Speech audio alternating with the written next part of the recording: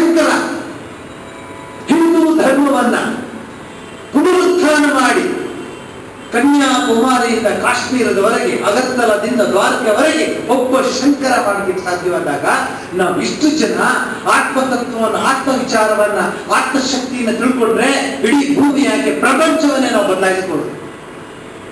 ಸ್ವಾಮೀಜಿ ಹೇಳ್ತಾರೆ, why you always feel I am weak, I cannot stand, I am so weak.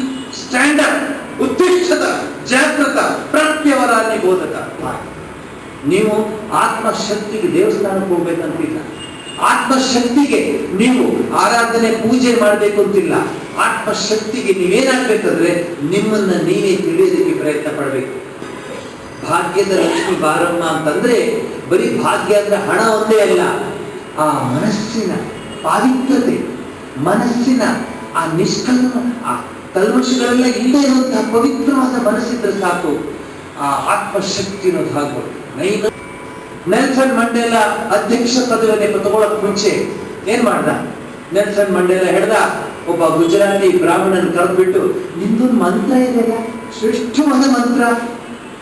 Billions of people were just seeing the TV that Nelson Mandela is going to be a president of South America.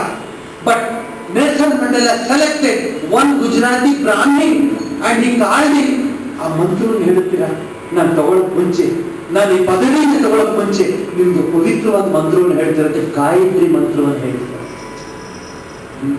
Please remember, Nelson Mandela of South Africa has asked one of the Brahmin to chant Gayatri ಮಂತ್ರ.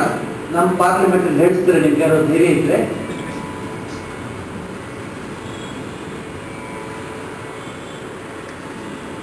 ಸಂಗಚ್ಚತ್ವಂ ಸಂಪದತ್ವಂ ಸಂಭೋಮನಾಂಸಿ ಜಾಗತ. ಸಂಘಸ್ತೋತ್ರ ಅದು ಯಾವ ದೇವರಿಗೂ ಇಲ್ಲ. ಸಹನಾವತ್ತು ಯಾವ ದೇವರು ಇಲ್ಲ.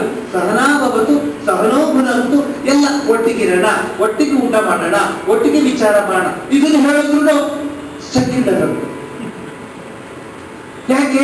ಸಂಸ್ಕೃತದಲ್ಲಿದೆ ಅದು. ಸಂಸ್ಕೃತ ಯಾವ ಭಾಷೆ? ನಮ್ಮ ಭಾರತ ಭೂಮಿಯ ಭಾಷೆ.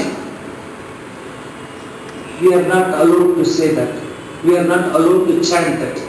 ಎಂಥ ಇದನ್ನೇ ಭಾಗಿಸಿದರೆ ಆತ್ಮವನ್ನು ಇವರು ಭಾಗಿಸಿಲ್ಲ, ಮಲ್ಕೊಂಡ್ಬಿಟ್ಟಿದ್ದಾರೆ.